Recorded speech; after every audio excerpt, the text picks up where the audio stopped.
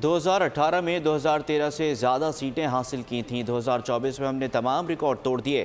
مراد علی شاہ نے بھی اپوزیشن کو مل کر چلنے کی پیشکش کر دی۔ کہا کہ کوشش ہوگی اس بار کوتاہیاں نہ کریں۔ پاکستان اس وقت بہت مشکلات میں ہے، کوشش کروں گا سب کو ساتھ لے کر چلوں۔ 2008 کے بعد 2013 میں جب ہم نے 5 سال مکمل کیے، قائم علی شاہ صاحب چیف منسٹر تھے، ہم نے 2008 سے زیادہ سیٹیں لی اور زیادہ ووٹ لیے۔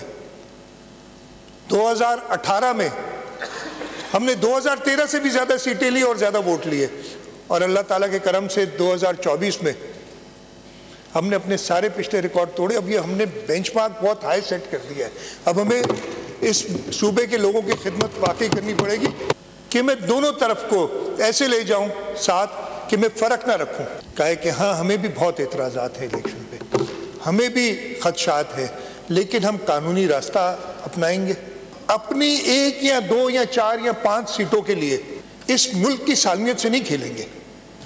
ہم قانونی بالکل اپنی جنگ لڑیں گے اور کوشش کریں گے کہ ہمارے وہ سیٹیں جو ہم سے گئی ہیں وہ واپس ملے، لیکن سب سے پہلے ہم نے اس ملک کی سالمیت، اس ملک کے استحکام کو دیکھنا ہے۔ سبسکرائب کریں اور بیل دبائیں تاکہ کوئی خبر رہ نہ جائے۔